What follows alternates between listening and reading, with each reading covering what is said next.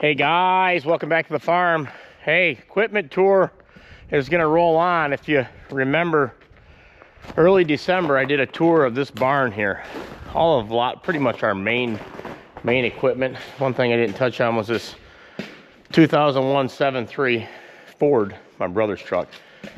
This barn we elected not to put any doors on. Basically cemented roof over it. Didn't think we needed the doors, to be honest. We don't really miss them. One thing we've been kicking around, I'll tell you before we get into that other shed, is partitioning this off, putting a ceiling in here, and putting a furnace, and then you'd have your own shop here, closed off, insulated. Costs some money to do it, but the barn's already here. You can still store some stuff in here, but do most of your work out here. Dad's got his beacon light on. I'm gonna have to shut that off. The old beacon light for safety. So no doors on this barn. It's a big sucker. Keep most of our main stuff in here. Got another one over here. I'm gonna show you. Dirt floor, not cemented, but as long as you keep it under a roof is the main thing. This barn was probably put up, I want to say 2013, and we might as well start as we roll in. Actually had doors on this. West wind ripped them right off, so we just kept them off.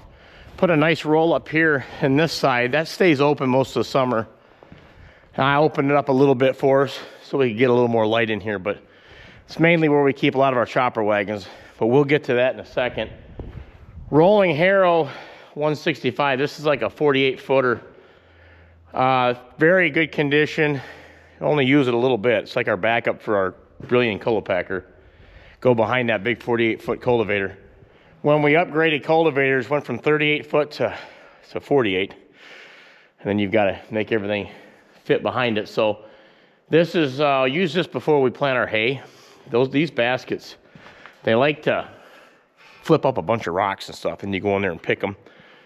And then you roll it when you get done planting it. But nice unit. Moving on, this is an old chisel plow, 714 I believe. Dad, this was, going back, this was an auction find. I guess we'll touch on this dozer. Dozer had it for many years. Dad was uprooting a lot of things and clearing things out way back. First dozer was a Komatsu, very old. Ended up selling that, and then got this. Got a pipe on the front because a tree came down and smashed the other one. Had a custom pipe off a pickup. Clamped that sucker on there. But this is a very good dozer, 6-way blade.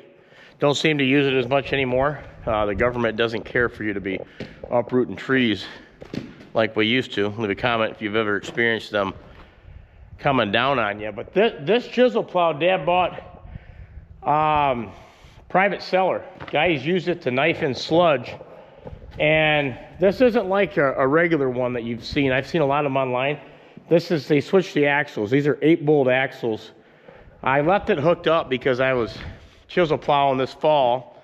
And if the conditions are right, more than likely we'll go back in on a lot of fields that we're spreading on, and we'll chisel plow this spring before we plant. But this is our 9560R. This is our big main horse.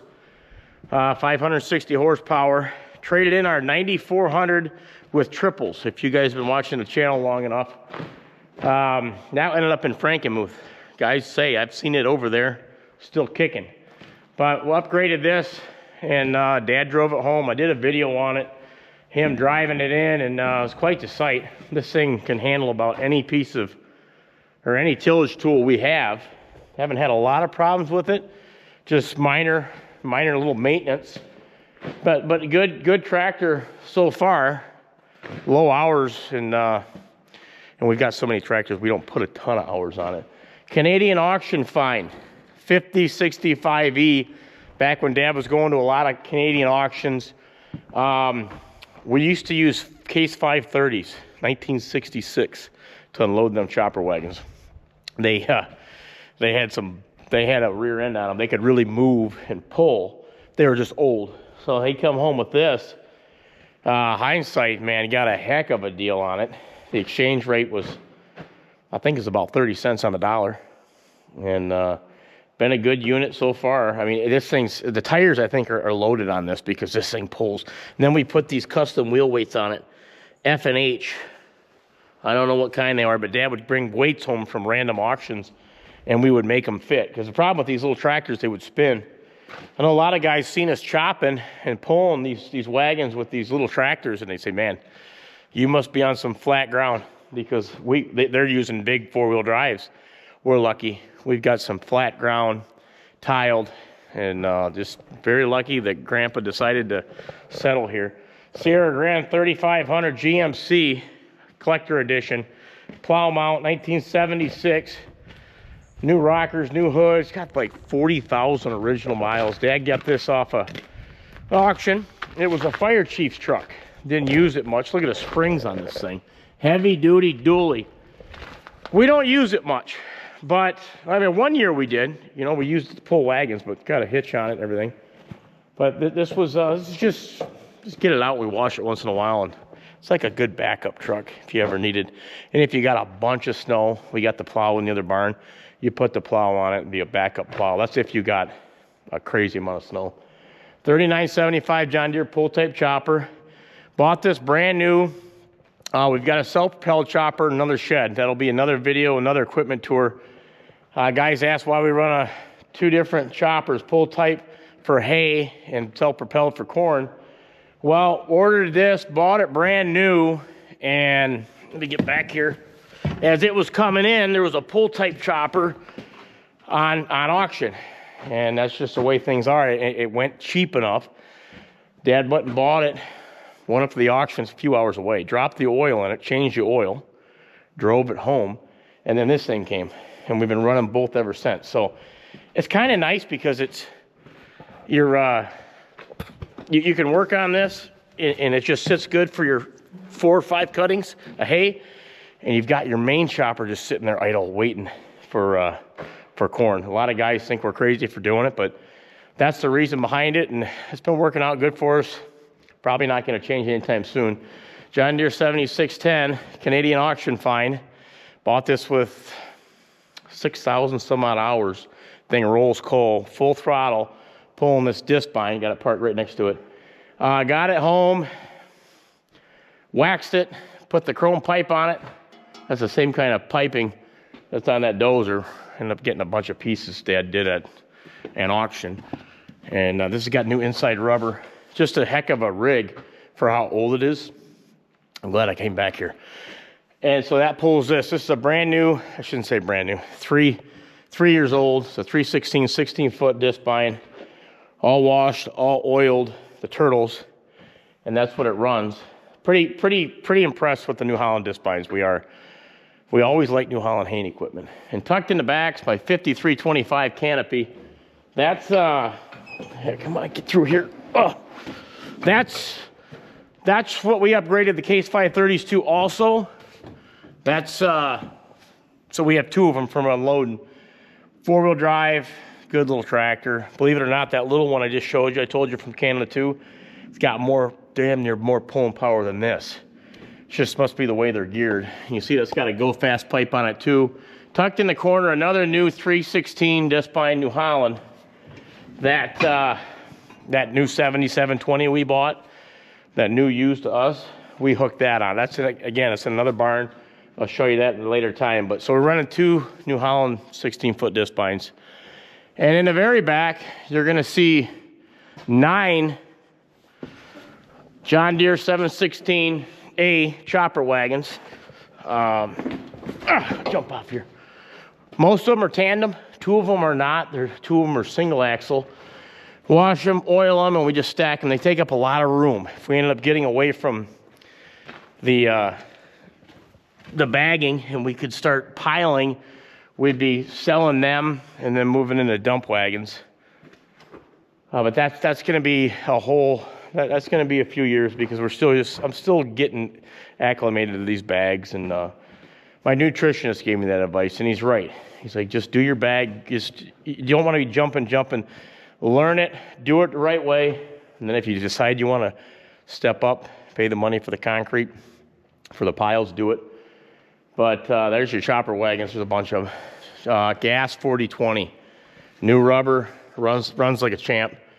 Dad got this, John Deere dealer had it, and he never had a 4020 when he was growing up. Couldn't afford one, and so now he's got this one, and he's got the John Deere 4020 high crop that I showed you 2 months ago in that last video. But it's just a good, we used to blade the yard with it. I actually had Lee pulling wagons with it when one of the other tractors wasn't running right. So it's functionable. It's a heavy duty old girl. J&M seed wagon. Usually put wheat in this or oats for cover crop. We got a better J&M over in the other shed. I'll show you at a later date. But this is just a nice little backup. It's actually got an auger mate on the back. If you ever use an auger mate, they're pretty handy. You know, you take and pull this to the field with a truck. That's a whole hydraulic unit, as long as the motor starts. Keep the oil change, keep fresh gas in it, and it starts, and it just, you can fill your drill, fill anything you want. But this is that big field cultivator, auction fine, 48 foot. Thing's massive. I think I counted like 16 tires on it. I know you're not getting a good shot of it, but once we bought this, that was when we knew we had to upgrade our Colopacker and a rolling basket to go behind it. But first thing we bought was the 9560R, and then we knew, okay, now we got the tractor. Now let's get a wider, bigger, faster. A lot of our tillage now, I mean, I'm not kidding you, knock on wood, it goes pretty quick. That extra 10 feet. My dad always thought that way, and even with these heads, he always wanted to go a little bit bigger. It's just less time out there, more efficient. Moving on to this head. Speaking of that, we used to have 30 footers a couple years ago. Went to a 35 footer. This is a head that got mangled. Ended up fixing it up. Did a good job. Came with an air unit. But yeah, she's in pretty good shape now. We got our backup head sitting outside, out by my bags. That's a good one too. We ended up changing the backbone plate on it. Put 5,000-6,000 in that too. But you got to have a good bean head when you're going over a bunch of acres. You know, they run on the ground. They run on the ground, and if you pick a stone up, it could be disastrous. But so you've seen most of these wagons. Dad's got a bunch of tires along here for backup. These are backup for the weight. You see that? And other various, some of them would have to be dismounted if you had a flat. These are some big R38s. Always was picking stuff up as cheap as he could in case you had a blowout. You know, I think we got most of the fence posts around. But I knock on wood, I don't even want to say that. We've done a lot of picking up, but you never know when you might need a spare tire. And it's a lot easier to have them than it is to go track one down. 1985 Army truck. This was U.S. Army issued. When I was overseas, I remember we had about 15 of these in the motor pool. The motor pools where all the equipment was parked. That's what they used to call it. It's caged in. For all the mechanics. All the mechanics worked. Big area. It's a bunch of machines. Had a whole line of these trucks. They were OD green. Had a box on them. And this came up on Tasha's auction a few years ago. My little brother, man, he scours auctions too. He's kind of like my dad like that. That's his hobby. 4-wheel drive. It's 1.25 tons, what it's rated at. And someone bought it, like a different company. They put the flat rack on it, and it was diesel. So then once Greg was looking at it, I looked at it. That's an Army truck. That was a... So he put the tires on it, and this is what we use usually to we'll put a bag of seed on the back. These come off. Put the fuel tank in the back. Bag of seed, and you can pull, you're pulling your usually your 28 or your fertilizer pup. So, but we usually keep it hooked to a trailer. We bought 2 of these trailers down south, got them hauled up here, brand spanking new. And my little brother likes that because he does bump and run.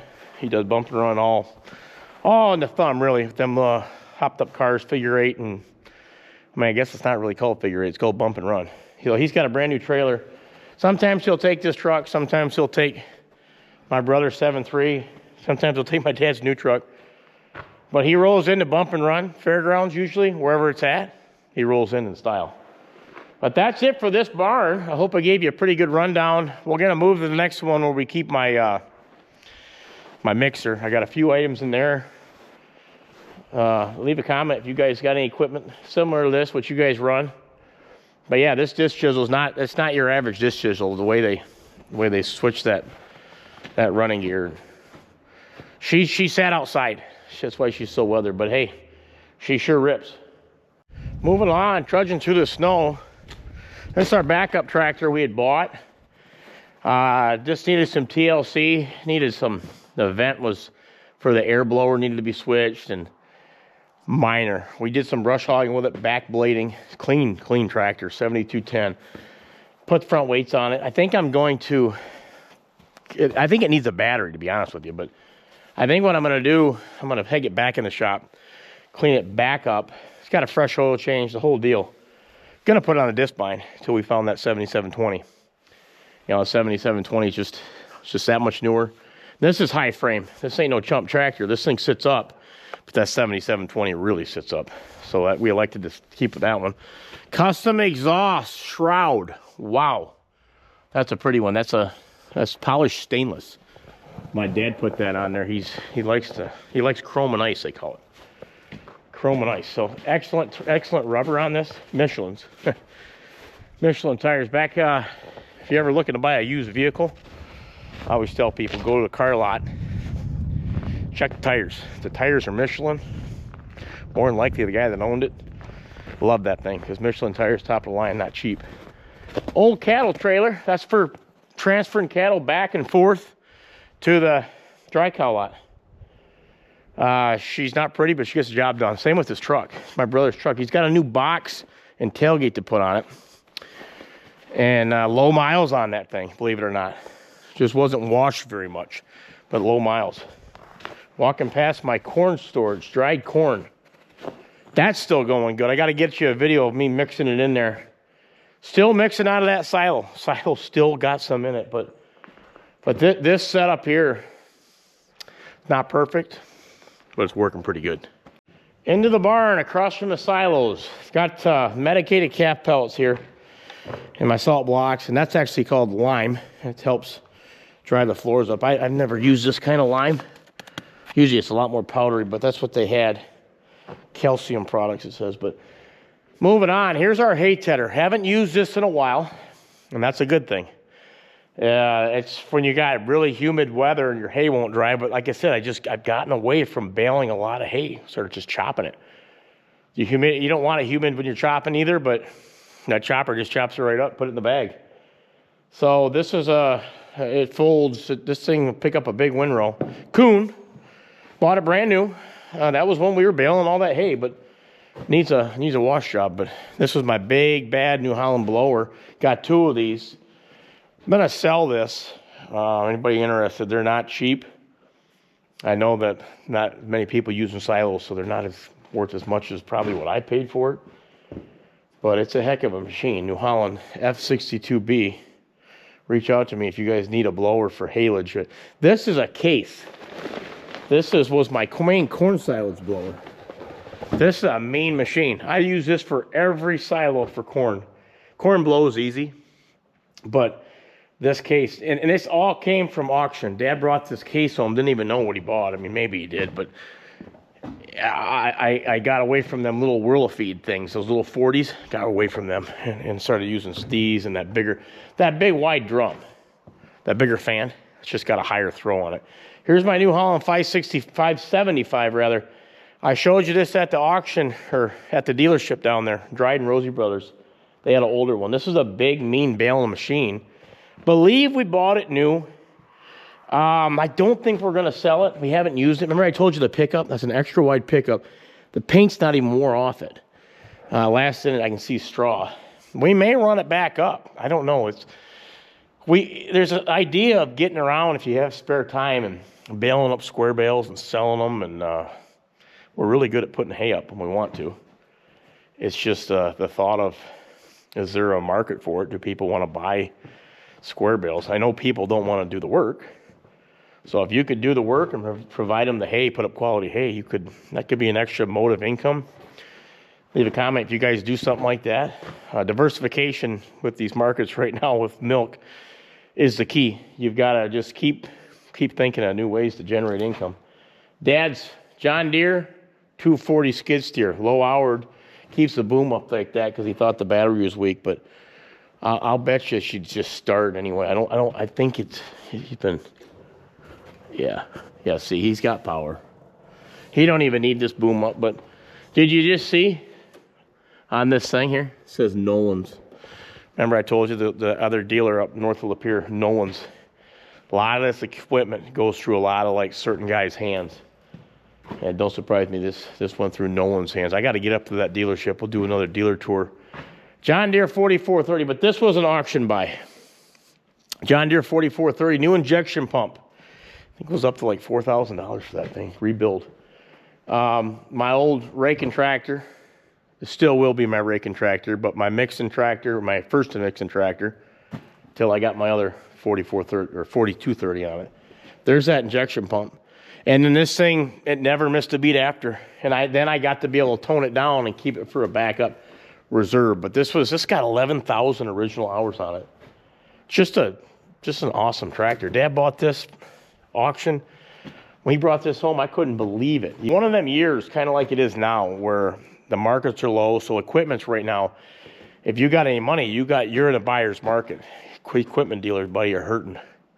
They may not admit it, but they're hurting. If you need to buy something, you need to stand firm on what you want to pay because there's not a lot of equipment moving.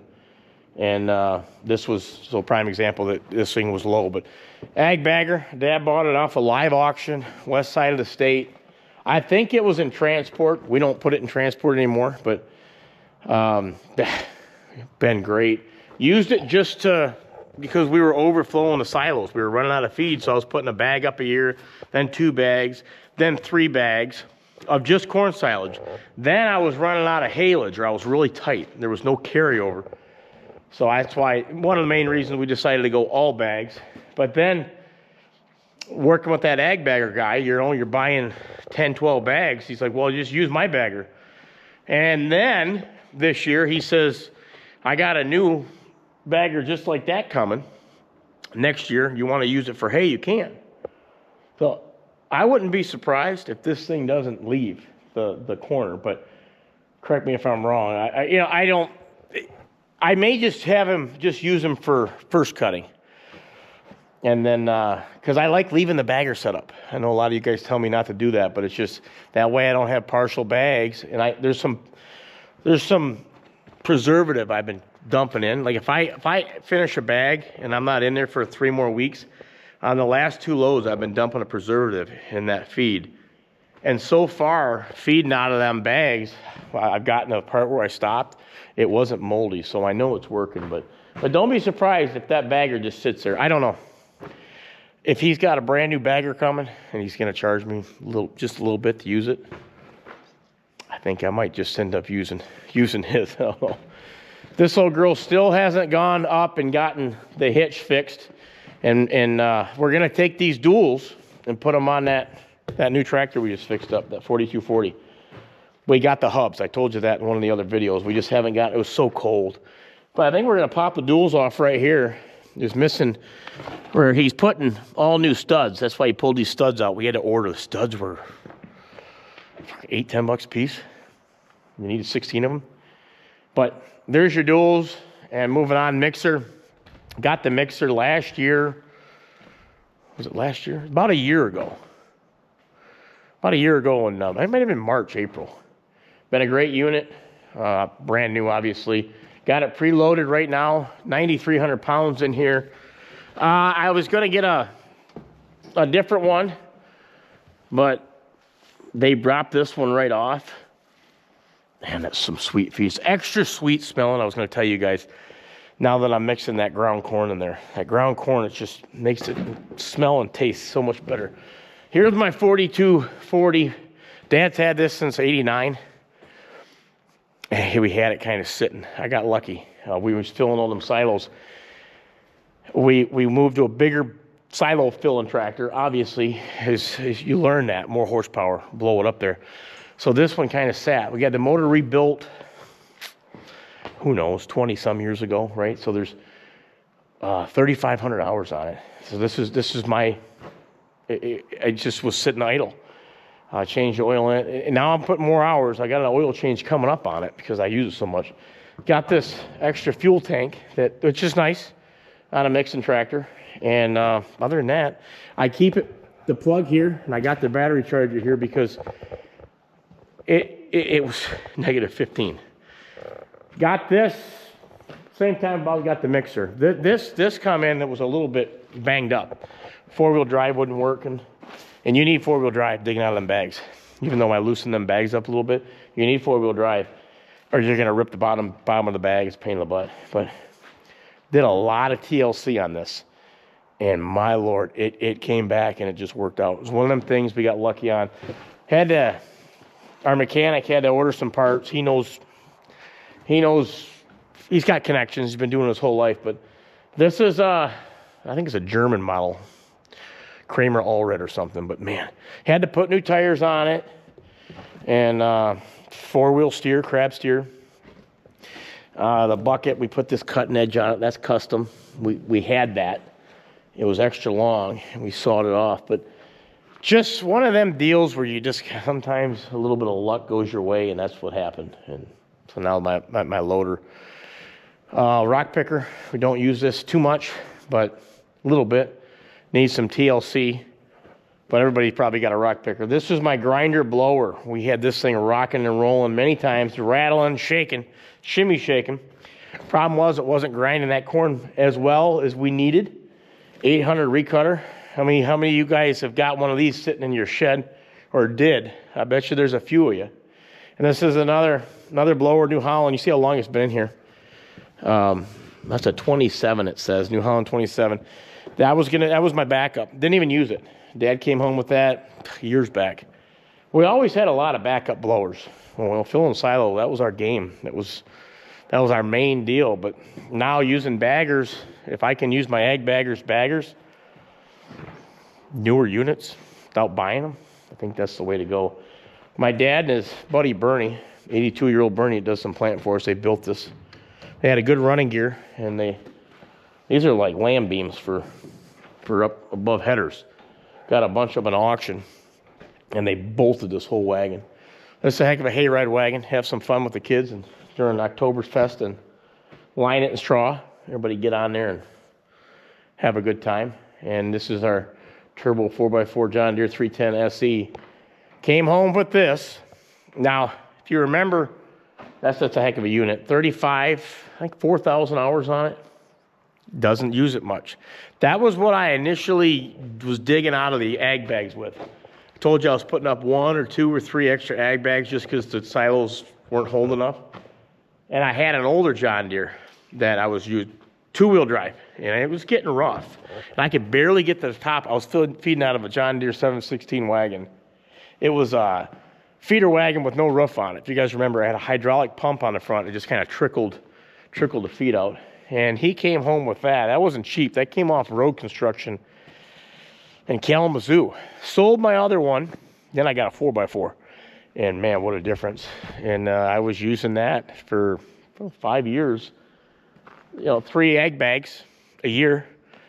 And then we got serious and said, we need to lay some real bags down. And I like the way it works. It's negative 15 degrees. And I didn't slow up feeding maybe like 10 minutes. I was getting done feeding like 8:15, maybe like 8:30 in the morning, where them silos where it was a crapshoot if they were going to even fire up. And I had guys tell me, when you switch over, a lot of guys are saying you don't know what you're doing, you're not thinking straight. And some guys put some good comment and said, you will not, in caps, you will not miss them silos, mark my words. And it's been a couple years, and I can honestly say I don't miss them. So guys, that's your equipment tour.